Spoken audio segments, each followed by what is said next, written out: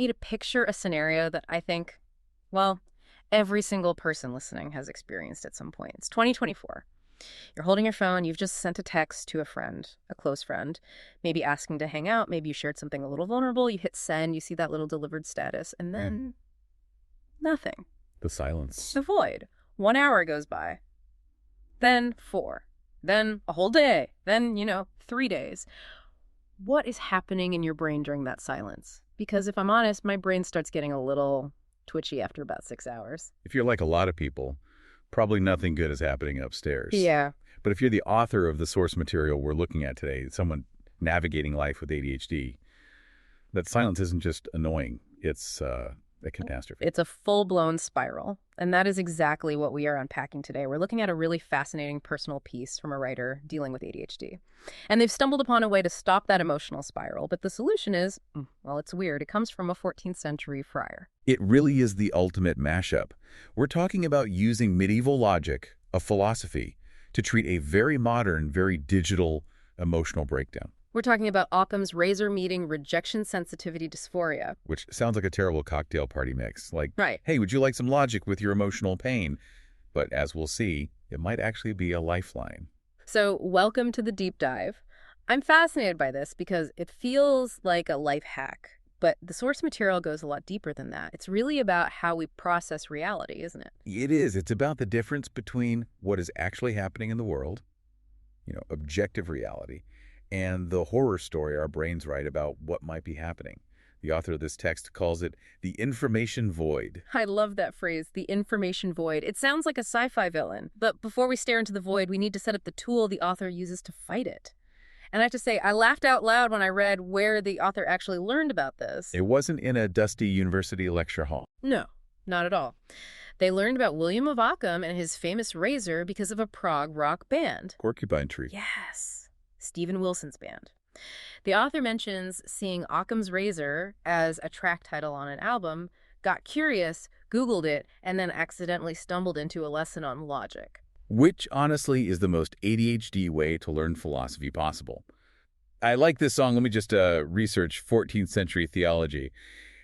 But it's great because it strips away all the pretension. We aren't talking about high academics here. We're talking about a practical tool found in the liner notes of a CD. So for the listener who hasn't listened to Porcupine Tree or read medieval philosophy lately, how do we define Occam's razor in plain English? Because usually people just say the simplest answer is the right one, but that feels a bit reductive. Well, the classic definition is usually something like, entities should not be multiplied without necessity. Okay, that clears up absolutely nothing for me. That sounds like a math problem. Right. So the useful version, the one we're using today, is this. When you are faced with two possible explanations for the same event, the simpler one, the one that requires you to make the fewest assumptions, is usually the correct one. So it's about minimizing the mental gymnastics. Exactly. It's a heuristic. That means it's a shortcut for your brain to figure out probability. It's not a law of physics. It's not, guaranteed to be true 100% of the time, but it's a way to place a bet on what's real.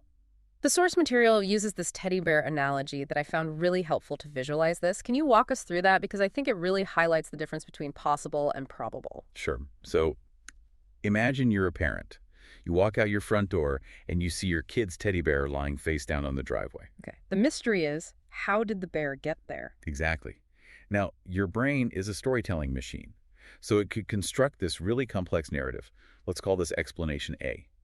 Maybe while you were in the bathroom, your toddler managed to pick the lock on the front door. Which implies my toddler has been watching YouTube tutorials on lockpicking. Right. They picked the deadbolt, slipped outside, threw the bear on the ground for some, ritualistic purpose, sprinted back inside, relocked the door behind them, and sat back down on the couch before you even flushed the toilet. Okay, so that explanation requires a lot of assumptions. It assumes my kid is a locksmith, a ninja, a master of deception, and incredibly fast. Correct. It's a full-on conspiracy theory. Now, look at explanation B. You guys came home from a trip yesterday. You were carrying 5 bags of groceries and a sleepy kid. The bear fell out of the car, and in the chaos, nobody noticed. That one only requires one assumption, that we are clumsy and tired. And that gravity exists. So Occam's razor just says, bet on the clumsy parents, not the ninja toddler. That makes total sense when we're talking about lost toys. It seems obvious. We naturally gravitate toward the clumsy parent theory. But the author argues that when you apply this to emotions or relationships, that logic completely falls apart. Well, the logic holds up, but our ability to use it falls apart, especially if you're dealing with the antagonist of our story today, RSD. Let's dig into that. RSD, rejection sensitivity dysphoria. We hear sensitivity, and I think people just assume it means getting your feelings hurt easily, like you cry at sad movies, or you get bummed out if someone doesn't like your shoes. But the source material describes this as something devastating. Yeah, we need to be really careful with the language here. We have to look at that word. Dysphoria, it comes from Greek and it means hard to bear. We aren't talking about sadness or disappointment. The author describes it as an intense, almost physical pain. They mention it has almost ruined friendships in the past. That's heavy. Right, because for someone with ADHD, and the author notes they were diagnosed late in life, in their 40s, which is common, emotional regulation can be a huge struggle. When they perceive rejection, the brain doesn't just get sad. It triggers a massive defensive response. It feels like a threat to survival. So it's not, oh, that's too bad. It's, I am in danger. Exactly. Yeah, and the key word you just used is perceive. It's perceived rejection.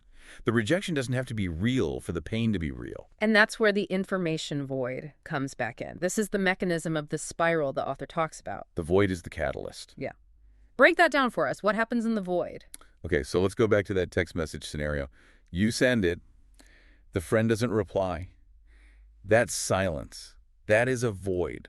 There's zero data coming in. You don't know what they're doing. You don't know what they're thinking. And nature abhors a vacuum. Precisely. The human brain generally doesn't like uncertainty. I mean, evolutionarily, uncertainty, a rustle in the bushes that you can't see could be a tiger. But the RSD brain cannot handle it. It views the void as an immediate high-level threat. So it immediately tries to fill that void with data. But because there is no real data, it just makes it up. It invents a narrative. And because the RSD system is trying to protect you from pain, it assumes the worst-case scenario to prepare you for it. It doesn't fill the void with, oh, they're probably napping. It fills it with, they hate you. It's a creative writing exercise from hell. It is. It invents these complex, multi-layered stories about why you are unworthy, why the friendship is a lie, and how everyone has been secretly laughing at you for years. It's the ninja toddler explanation, but for your heart. So this is the setup for the author's whole experiment. They have this brain that generates these horror stories, and they decide to try and fight it with this medieval razor. It's a cage match. Logic versus trauma. Let's look at the specific case study they mention. It's so mundane, which I think makes it so relatable. They messaged a mate, a friend, just to arrange a meetup. A standard, hey, want to grab a beer type of text. Nothing heavy. And the response was nothing. For a week. 7 days. Now, I don't have RSD, but I have to admit, if I text a close friend, let's hang out and get radio silence for 7 days, I'm going to be annoyed. Maybe even a little worried. Of course. That's a long time in the modern world. But look at the difference in the internal narrative. The author breaks down their old reaction, what they would have done before this experiment. The RSD reaction. The RSD brain starts connecting dots that aren't there. The narrative goes, he hasn't replied because he has finally decided to cut me off. Yeah. Then it adds evidence. He never initiates contact, so that proves he's been trying to fade this out for months. And finally, the conclusion. I am a fool for not seeing that this relationship is dead. Wow. It's aggressive. It's definitive. And it assumes a massive amount of secret intent on the friend's part. It's the ninja toddler explanation again. Mm-hmm. Think about the assumptions required for that story to be true. It assumes the friend has been harboring secret resentment. It assumes they have a strategy for ending the friendship via silence. It assumes the author's the only one who didn't know. It's a conspiracy theory where the victim is yourself. Exactly. So the author pauses. They're standing at the edge of this spiral, feeling that physical pain starting, and they pick up Occam's razor. They force themselves to ask, what is the simplest explanation? What is the teddy bear falls out of the car explanation for a missing text? He forgot. That's it. Or he saw the notification while he was cooking, swiped it away, thinking, I'll reply in 5 minutes, and then his brain just deleted the task. I do that. I do that all the time. I read a text, answer it in my head, and then never actually type the words. We all do. Or maybe he's just overwhelmed at work. The benign reality explanation is boring. It doesn't involve you at all. It's just life getting in the way. So the author decides to live in that explanation. They choose to believe the boring story. They just sort of hold on to it like a raft. What happened? Well, the week passes. And eventually the friend replies. I mean, was it a secret plot to end the friendship? Was it an elaborate ghosting maneuver? No. He was just slammed. He'd had a hell of a week. His head was all over the place, and he apologized for the delay. They set up a time to meet. The friendship was exactly where it had always been. So the razor worked. The simple explanation was the right one? It was. But there's another layer here that I think is even more important than just he was busy. The author unpacks a dynamic in their friendship that I think a lot of our listeners are going to recognize immediately. It's the active versus passive trap. Yeah, I highlighted the section because it felt like a real light bulb moment. The author admits that they are the planner in the group. They're the one always chasing, always organizing. And the friend is passive. They go along with plans, but they very rarely initiate them. And this is where the RSD really hooks in, right? Because if you are always the one reaching out, it's so easy to tell yourself, if I stop trying, I'd never hear from them again. That feels like evidence that they don't care. That is the fear. But what the author realizes is that this dynamic isn't necessarily a measure of love or respect. It's often just energy levels. The author describes themselves as high energy, always finding ways to fill their time, always needing to be busy. Right. They are the engine. Exactly.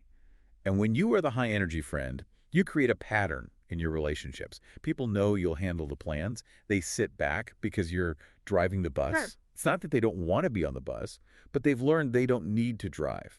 So the passivity isn't rejection. It's just a dynamic that you've partially created yourself. Exactly. It's a habit loop. And the RSD interprets that passivity as, they hate me, when Occam's razor would say, no, they're just lazy, or they know I'm good at planning, so they let me do it. The author has this great line that really drives this home. They say, if they didn't want to see me, they would eventually say so. That's the benign reality again. Most people aren't sociopaths. If someone really wants to end a friendship, they usually just drift away completely or have a conversation. They don't hang out with you and secretly hate it the whole time. That requires way too much energy. Right. People are generally lazy. Maintaining a fake friendship takes way too much work. Precisely. So applying this tool saved the author a week of agony. The outcome, the late text, didn't change, but their experience of waiting for it changed completely. And that's the so what of this entire deep dive. This isn't a tool to change other people's behavior. Occam's razor will not make your friends text you back faster. It's not a magic spell, it's a shield. It's an energy conservation tool. Mm. The author calculates the emotional tax they used to pay during these voids. The rumination, the sleepless nights, drafting angry emails in their head that they never send. That's exhausting. It just burns through your mental battery. It leaves you depleted before you even get the reply. Exactly. By betting on the boring explanation, you get to keep that energy. You get to go about your week assuming things are fine until proven otherwise. You are reclaiming your own time from your anxiety. But I have to play devil's advocate here for a second, because I know there is someone listening who's thinking, but what if the bad thing is true? Right. What if they are a ninja toddler? What if they're ghosting you? Exactly. Sometimes people are jerks. Sometimes friendships do end. Does relying on Occam's razor just make you naive? Are you setting yourself up to be blindsided? The author addresses this directly with a sort of wager. They'd admit, yes. Sometimes the complex, malicious explanation is true. Occam's razor isn't crystal ball. It doesn't predict the future. Okay, so they aren't engaging in, toxic positivity. No. But looking at the probabilities, Yeah. how often is it a conspiracy and how often is it just life? The author bets that 95% of the time, it's just life. You're playing the odds. You're playing the odds. If you assume the best 100 times, maybe you'll be wrong 5 times, you'll be blindsided 5 times, but you save yourself 95 weeks of unnecessary torture. I like that math. It's about probability versus paranoia. And it forces you to acknowledge a hard truth that is also, weirdly, a comforting truth. You are not the center of everyone's universe. Oof. That's the humbling part of Occam's razor. The RSD story centers you. It says, their silence is about me. They are doing this to me. They're plotting against me. The Occam's razor story says, you aren't that important right now. They're just trying to pay their bills, remember to feed the cat, and deal with their own burnout. It sounds harsh when you say it like that, but it's actually incredibly liberating to realize you aren't the center of everyone's universe. Means you aren't the target of their silence. It makes the world feel less hostile. It turns a haunted house into just a house. I think this is something we can all use, ADHD or not. We live in a world of digital silence. We're always waiting for a ping, a DM, a status update. Like, those voids are everywhere. Work, dating, family group chats, you name it. So Here's the challenge we want to leave you with today. It's a direct application of this theory. The next time you find yourself in the void, hmm maybe you sent a risky email to your boss, maybe you texted a date, and the silence starts stretching out. Catch yourself when the horror story starts writing itself. When you start thinking, oh God, I used the wrong emoji. Now they think I'm unprofessional and I'm going to get fired. Stop, take a breath, and ask, what is the teddy bear explanation? What is the most boring, logistical, mundane reason for this silence? They are in a meeting. They left their phone in the car. They are asleep. They have kids. Force your brain to inhabit that boring reality for just 1 hour. See if your heart rate goes down. See if you can get back to your day. It's a simple shift, but it might just save your sanity. And hey, if it doesn't work and you still feel the panic rising, you can always go listen to some Porcupine Tree and brood. It's good music for brooding, I'll give you that. Very atmospheric. Thank you all for diving deep with us today. It's pretty cool that a 700-year-old idea can still help us handle the stress of a smartphone. Good ideas last. Take care of yourselves out there. We'll catch you in the next deep dive.